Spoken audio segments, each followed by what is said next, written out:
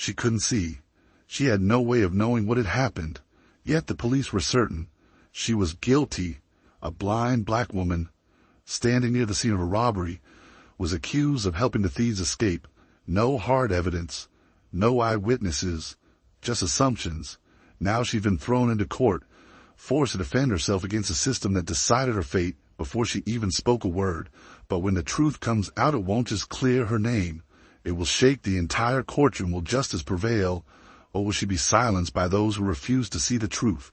What do you think about someone being accused, not because of solid proof, but simply because they were seen as weak or easy to blame? Have you ever witnessed someone being judged unfairly? Let's talk about it in the comments. Now let's dive into this powerful and gripping story.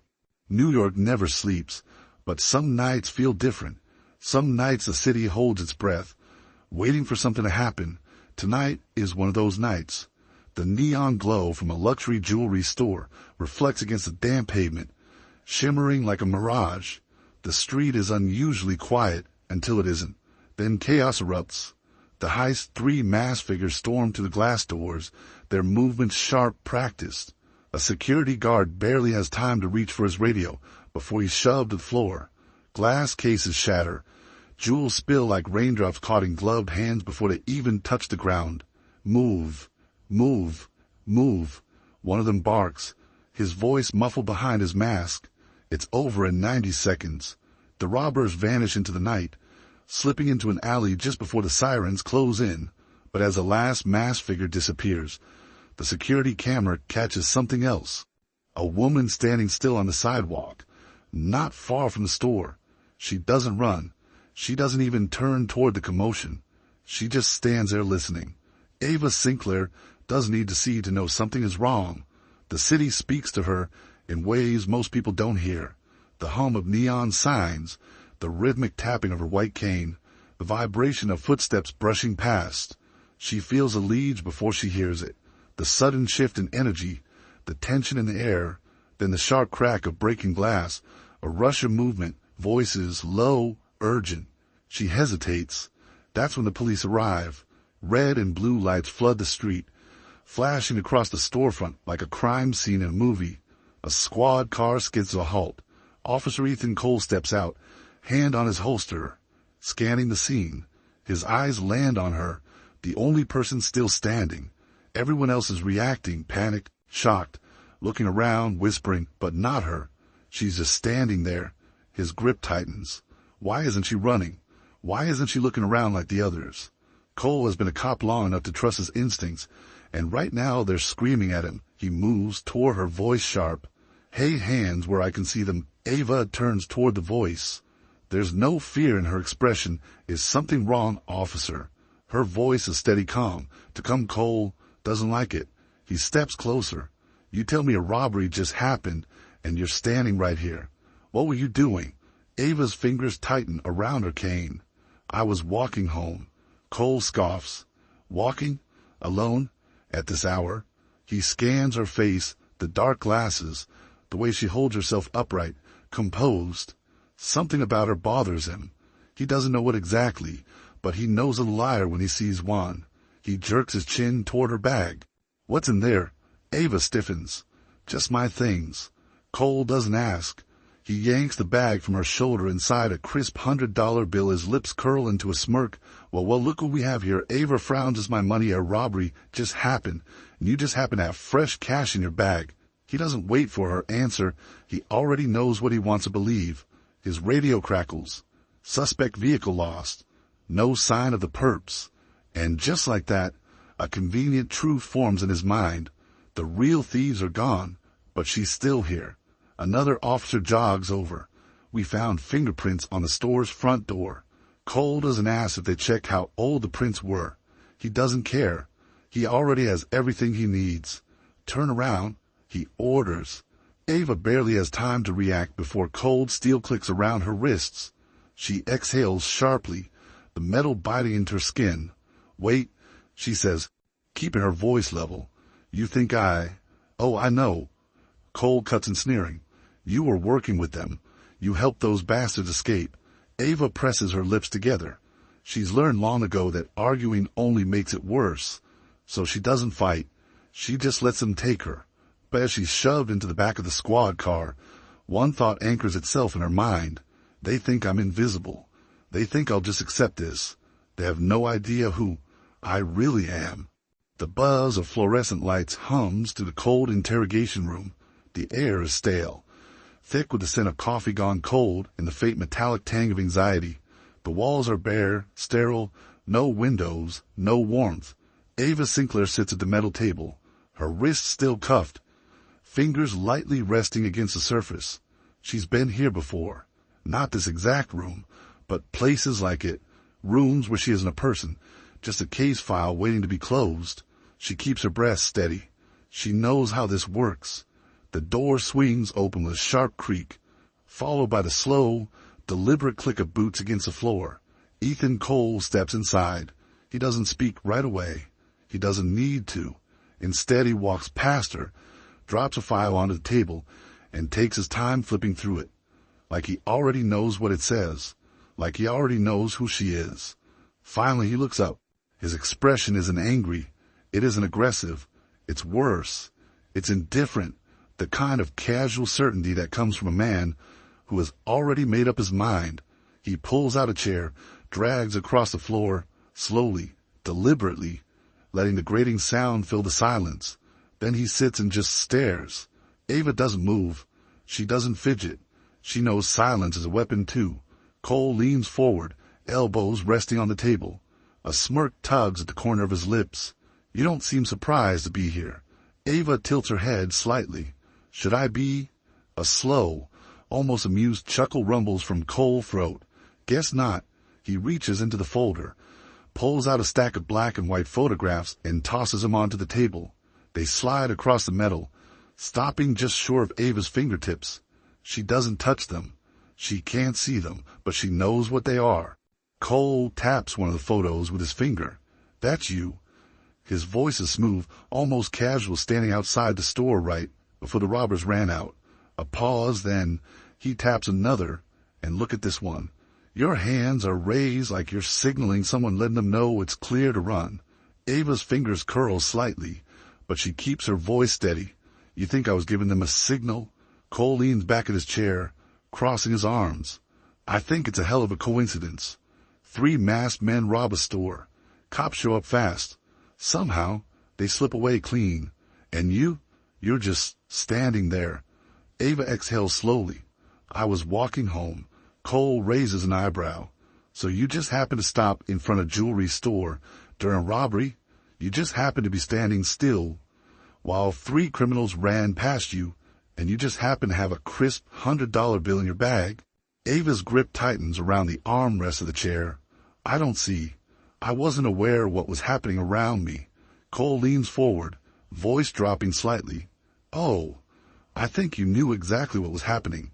His tone shifts, less amused, more persuasive, like a man who's certain he's leading his suspect toward a confession. Listen, I get it. You got mixed up with the wrong people. They told you to be easy, stand outside, act normal, give them the all clear. Maybe they even promised you a cut, but now they're gone. And guess what? His smirk fades. You're the only one left to take the fall. Ava lifts her chin, her lips pressing into a firm line. I don't know who they are. I don't know what they did, and I had nothing to do with this. Cole scoffs. You think playing dumb is going to save you? Ava's pulse thrums in her temple, but she refuses to let it show. It's not an act. I wasn't involved. Cole watches her, waiting for something. A twitch, a hesitation, a crack in her composure. But there's nothing. His patience wears thin. You want to play it that way? He slams his palm against the table. The impact rattles through the metal, the sound sharp, cutting to the tense air. Ava doesn't flinch, but her hands, still cuffed, curl into fists beneath the table. Cole's voice drops. The false patience gone. You really think you're going to walk out of here just because you're blind? The words are deliberate. A challenge. A threat. Ava exhales slowly. She's dealt with men like this before. She tilts her head slightly as if considering his words. Then she leans forward just enough to meet the weight of his presence. No, she says, voice unwavering. I think I'll walk out of here because I didn't do anything wrong. The battle lines have been drawn, and Ava Sinclair is not backing down. The air in the interrogation room had shifted. It wasn't about truth anymore. It never was. This was about closing a case. And Ava Sinclair was the easiest way to do it. She could feel it, the certainty settling in the officers' minds, the quiet finality of a decision already made. It was a story too convenient to ignore. Cole leaned back in his chair, his arms crossed, his expression unreadable. The aggression from before was gone. Now he looked at her like he'd already won. Let's be real, Ava. His voice was almost casual. They left you behind. Ava sat still. She didn't flinch, didn't react, because she knew the game, and she knew he was playing it well. Cole picked up a folder on the table, flipping it open lazily. See, here's the problem. We don't have their faces. We don't have their names. Hell, we don't even know if they're still in the city. He glanced up, meeting her blank stare with a smirk. But you're still here. His fingers drummed lightly against the table, each tap deliberate, like a countdown. That's not bad luck, he said, shaking his head. That's strategy. Ava's grip on the chair tightened. They used you, Cole continued. They made you stand out there, play lookout while they did the real work. And when it was over, they took off, left you standing in the open, holding the bag, literally. His hand flicked toward her confiscated purse, where the crisp $100 bill sat like a silent accusation. Ava kept her face neutral, but deep inside a slow anger burned, because she could see it now, how carefully he was piecing together a version of reality that had nothing to do with the truth, but everything to do with getting conviction. There was a knock at the door. A second officer stepped in, holding a stack of papers. Cole didn't even look at them before reaching for a pen. His signature hit the page with finality that made Ava's chest tighten. Ava Sinclair, he said, his voice steady, you're officially being charged as an accessory to armed robbery. The words hit hard, not because she was surprised, but because she knew what they meant. Once those words were spoken, they didn't go away. The story was set, the system was in motion, and stopping it, that was almost impossible. Ava inhaled slowly, forcing herself to stay still. They'd already decided her fate. The truth didn't matter. The officer handed Cole the rest of the documents. He skimmed them briefly, then stood, straightening his uniform. You're going to trial, he said, as if it were nothing more than a formality, as if her life hadn't just been rewritten in ink. Ava clenched her fist beneath the table. Because she was naive, she knew the odds, she knew the system, and she knew what happened to people like her when the wrong story stuck. She exhaled slowly. They thought she'd accept this, that she'd let herself be buried under a crime she didn't commit. They thought she was just another easy case, another name in a file. They had no idea who they were dealing with. The door slammed shut behind her. The sound echoed in the sterile, dimly lit holding cell. A sound of finality, of inevitability. Ava sat on the cold metal bench, her hands resting in her lap, her fingers brushing the fabric of her jumpsuit. The air smelled of disinfectant and something metallic, something stale. Outside, she could hear the shuffled papers, the low murmur of voices. The system was already moving, and soon she'd be standing in front of the judge. The heavy lock clicked again. Soft footsteps approached. A moment later, a tray slid beneath the bars. Dinner. The voice was young, female, uncertain. Ava didn't move. A beat of hesitation. Then the girl asked, "Do you really not see?" Ava turned slightly toward the voice, her expression unreadable. She considered lying, considered telling the girl something easy, something that wouldn't force her to think too hard about the system she worked for. Instead, she let her fingers slip inside her pocket, curling around the cold, familiar shape of a small worn medal. Her thumb traced the engraved words, a relic of a life that now felt like it belonged to someone else. She exhaled slowly. Then finally, she answered. "If I said no, would you believe me?" Silence. The officer didn't answer, but she hesitated just long enough for Ava to notice. Then without another word, she turned and left. The door clicked shut again. Ava remained still, her fingers tightening around the metal. They thought she'd accept this, that she'd let herself be buried under a crime she didn't commit. They thought she was just another easy case. They had no idea who they were dealing with. The courtroom was packed. Every seat was filled. Journalists scribbling notes, spectators whispering behind cupped hands, officials seated in stiff-backed chairs, watching. The low murmur of voices hung beneath the high ceilings, tension pressing against the mahogany walls. Ava sat at the defendant's table, her posture straight, her hands folded neatly on her lap. She couldn't see them, but she could feel them. The eyes, the scrutiny, the judgment. She had faced pressure before, but nothing like this. The judge's gavel cracked against the wood, calling the room to order. The prosecutor stood, adjusting his tie before stepping toward the jury. He was confident, smooth, a man who knew how to tell a story. And right now the story was simple. Ava Sinclair was guilty. He cleared his throat. Ladies and gentlemen, the evidence speaks for itself. A pause, then the first piece of so-called proof. A grainy black and white image appeared on the courtroom screen. Ava, standing outside the jewelry store, head slightly tilted, hands raised just enough to be seen. The prosecutor turned toward the jury, his expression solemn. This is a defendant, caught on security footage, outside a store, right before the robbers fled. A murmur rippled through the audience. Ava kept her face still. She knew what they were seeing, and she knew what they wanted to believe. The next slide, a close-up of a fingerprint analysis, dusted from the store's front door. The prosecutor continued, pacing the floor now, voice steady, measured. This is a defendant's print, meaning she made contact with the entrance at some point that night.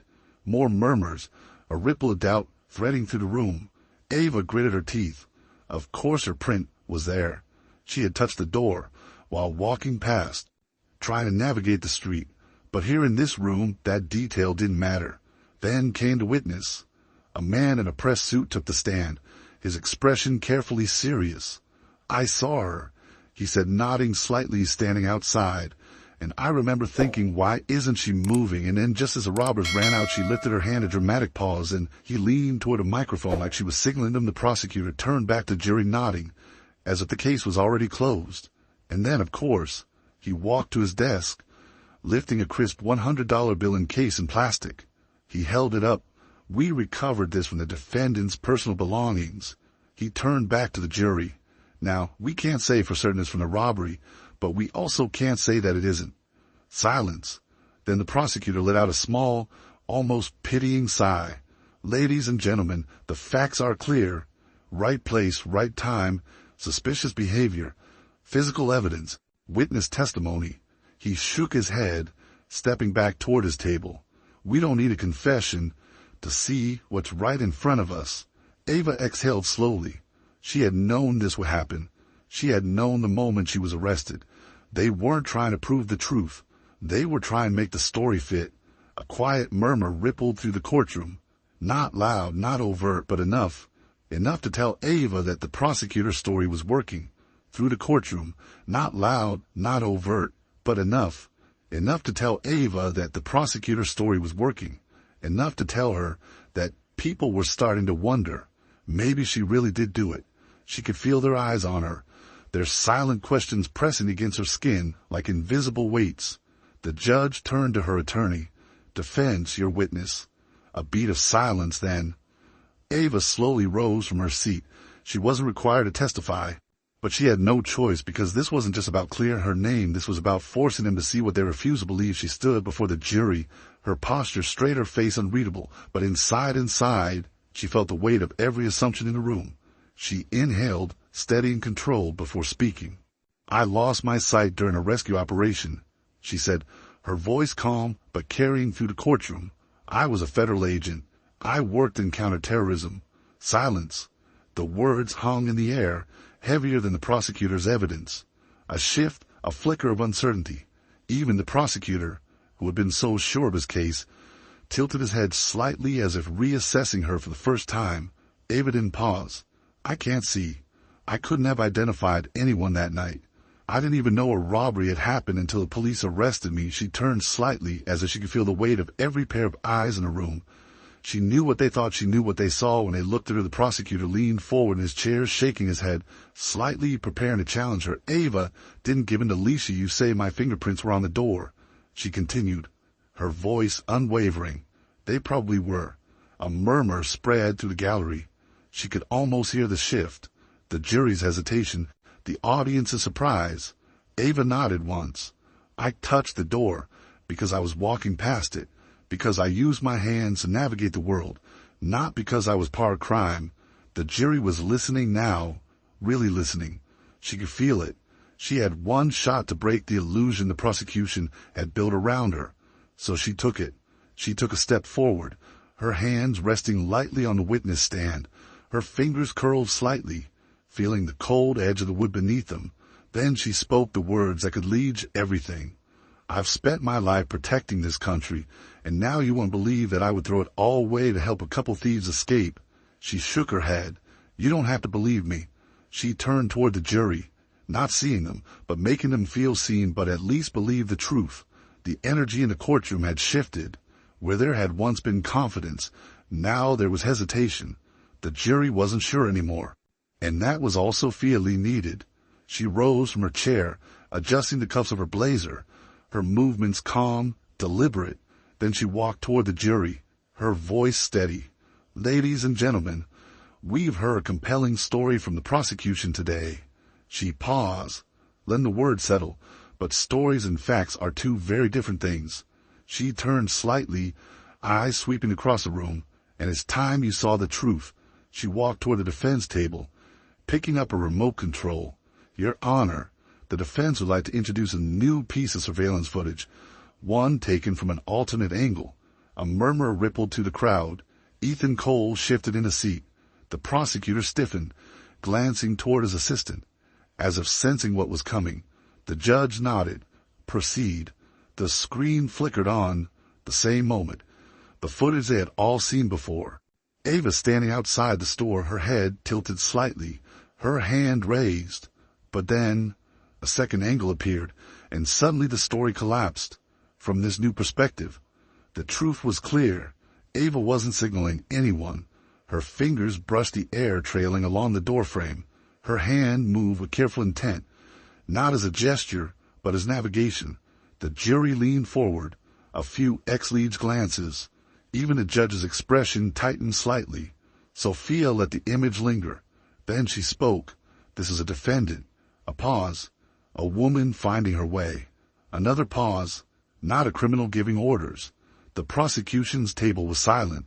For the first time, they didn't look quite so sure. But Sophia wasn't done. She turned to the evidence table, where the prosecution's prize exhibit sat, a crisp $100 bill encased in plastic. She picked it up, turning it between her fingers. Then she pulled out a single sheet of paper.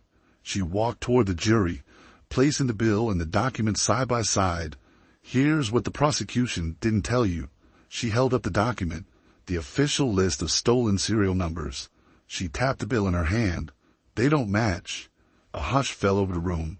Ava could feel the moment it happened, when a narrative cracked, when certainty turned into doubt. Sophia let the silence stretch for just a second longer. Then she turned toward the jury. This bill did not come from that store. The fingerprints on the door proved nothing except that my client was present, and the security footage contradicts their entire theory. Her voice sharpened, and yet they arrested her anyway. Then came the final blow. Sophia strode toward the witness stand.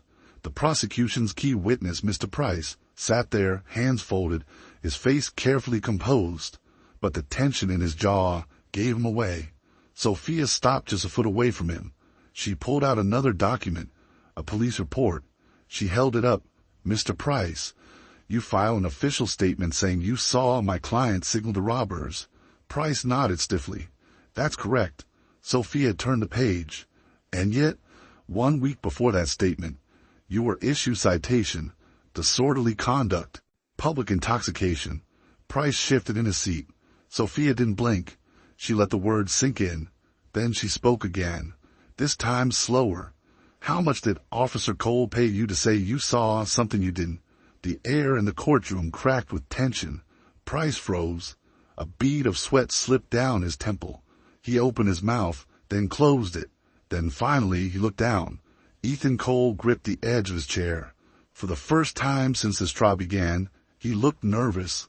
The tension in the courtroom was thick, the kind that weighed heavy in the air, pressing against every person in the room. For the first time, the prosecution had no response. For the first time, the cracks in their case were undeniable. Sophia Lee wasn't done. She moved with purpose, her heels clicking against the polished floor as she returned to the defense table. And then she picked up one final document, one that no one had seen yet, one that leads everything. She held it up. Your Honor, the defense would like to submit one last piece of evidence. The judge raised an eyebrow. Proceed. Sophia walked slowly toward the jury, her voice steady, precise. Throughout this trial, my client has been portrayed as an ordinary woman, a passerby, an unfortunate victim of circumstance. She placed the document on the evidence table, letting the words sink in before delivering the truth. That is not who she is. She turned toward the judge. Ava Sinclair is not just an innocent bystander. She is a former FBI special agent. A ripple of shock moved through the courtroom. The jury stiffened. The spectators leaned forward. Even the judge's expression flickered with surprise. Ava sat still, her face unreadable. But Ethan Cole, he went pale. Sophia continued, her voice unwavering. Ava Sinclair was an agent for 10 years. She specialized in counterterrorism.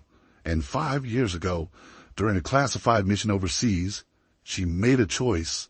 She turned back toward the jury, holding their gaze. She lost her sight while saving an American family from a terrorist bombing. She turned back toward the jury, holding their gaze. She lost her sight while saving an American family from a terrorist bombing. She stepped into danger so others could live. Gasps. A few jurors exchanged wide-eyed glances. One woman in the gallery covered her mouth. This was no ordinary case anymore. This wasn't just about a woman accused of a crime she didn't commit. This was about a hero being dragged to the mud by a system designed to break her. Sophia took another step forward, her voice lowering, not with weakness, but with power. My client did not just serve this country. She paused, then reached into a folder and pulled out a second document, a photograph. She held it up. It was Ava, standing beside the President of the United States, pinned to her chest, the Presidential Medal of Valor. She was awarded the highest honor for bravery. A stunned silence filled the room. Even the court stenographer had stopped typing. The prosecutor looked like he had swallowed glass.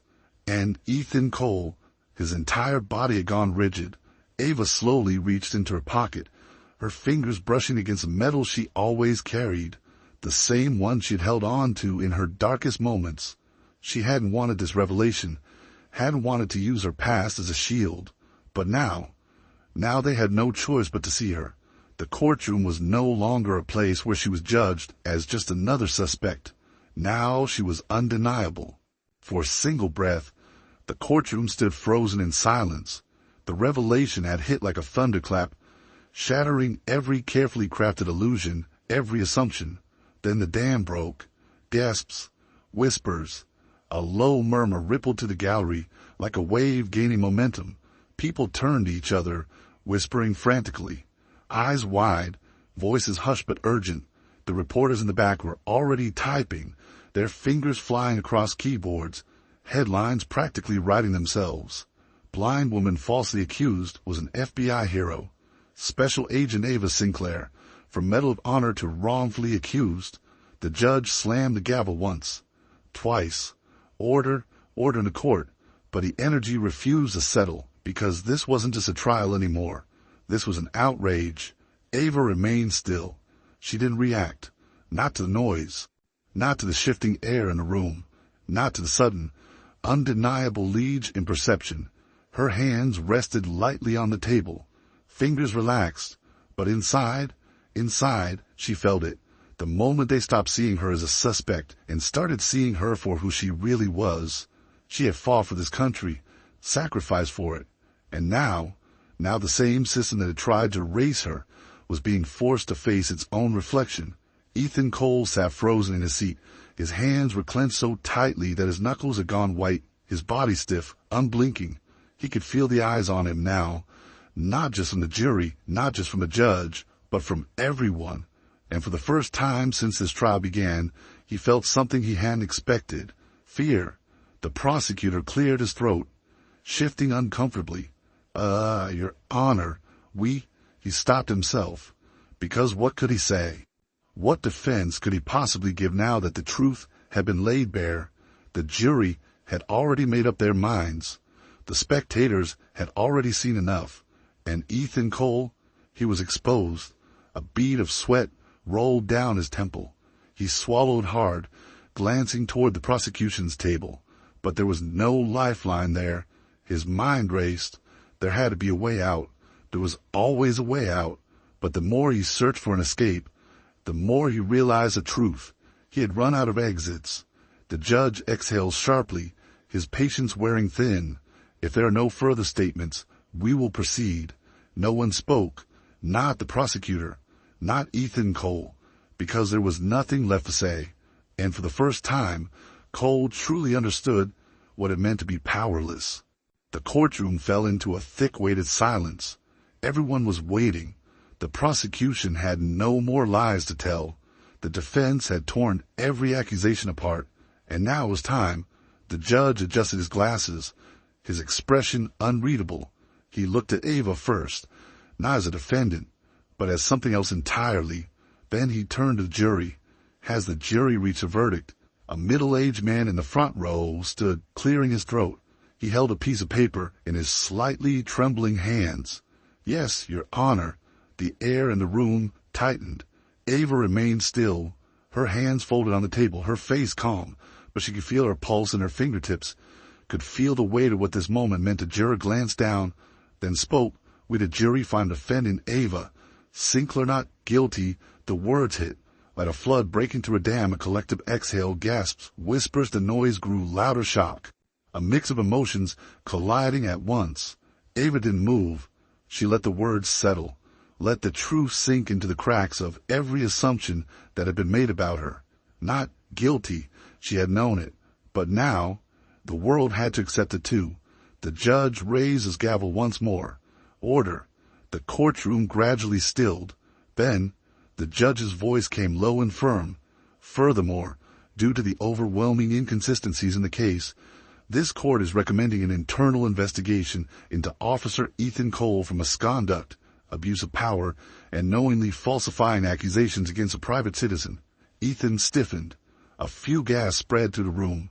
The reporters in the back leaned forward, pens flying across notebooks, cameras clicking. Cole's jaw clenched so tightly it looked as though he might shatter his own teeth. But he didn't speak. He couldn't. Because this time, he was the one under scrutiny. Ava exhaled slowly, the weight of months, years of injustice finally loosening from her shoulders. But she wasn't smiling, because this wasn't just about winning. It was about what it had cost her. She had been hours away from losing everything, and all because one man had believed he could rewrite the truth. The judge gave a final glance around the room. Then he struck the gavel down one last time. This court is adjourned. The sound echoed a final, irrefutable ending to a story that should have never begun, and just like that, Ava Sinclair was free. The crowd had begun to spill out of courthouse. Reporters rushed to file their stories. Cameras flashed and voices blurred together into an indistinct hum. But inside, in the quiet, dimly lit hallway outside the courtroom, Ethan Cole stood alone. He had once walked through these halls with authority, confidence, certainty. Now he stood with nothing. Footsteps echoed against a marble floor. He looked up. Ava Sinclair was walking toward him, her posture straight, her expression unreadable. For the first time, he wasn't in control. For the first time, he didn't know what to say. As she approached, Ethan swallowed hard. His throat was dry. His chest felt heavy. For months, he had convinced himself he was right, that she was guilty, that he had done his job. But standing here with the truth laid bare, the weight of his choices pressed down on him like an unbearable force. She had lost everything because of him. And for what? Because he had needed someone to blame. He took a slow breath, then forced himself to speak. "I was wrong. The words felt foreign on his tongue. Ava didn't react, didn't move, just watched him. Ethan's voice dropped lower, his tone stripped of arrogance, stripped of everything but the truth. I'm truly sorry. For a long moment, Ava said nothing. Then finally, she spoke. Her voice was quiet, steady, more powerful than any shouted accusation. Don't let this happen to anyone else. That was all. No anger, no forgiveness. Just the simple, irrefutable truth. Then she turned and walked away. And Ethan Cole was left standing there, alone with the weight of his regret. Outside, the courthouse steps were flooded with reporters, flashing cameras, and a restless crowd. Ava stepped through the doors. In the moment she appeared, a flurry of voices rose. Agent Sinclair, how does it feel to be free? Do you have a statement? What will you do next? She didn't answer. She didn't need to. She simply lifted her chin, straightened her shoulders, and walked forward. Not as a victim, not as a defendant, but as Ava Sinclair, a woman who had fought, a woman who had won. If this story moved you, don't keep it to yourself. Hit that like button and share it with others. Let more people hear Ava's journey and be reminded that justice, truth, and resilience matter. And if you want more powerful, thought-provoking stories like this, make sure to subscribe and turn on notifications so you never miss an update. Your support means the world to us. Every like, share, and subscription helps us continue creating meaningful content that inspires and makes a difference. Thank you. Us continue creating meaningful content that inspires and makes a difference. Thank you for being part of this journey. We'll see you in the next story.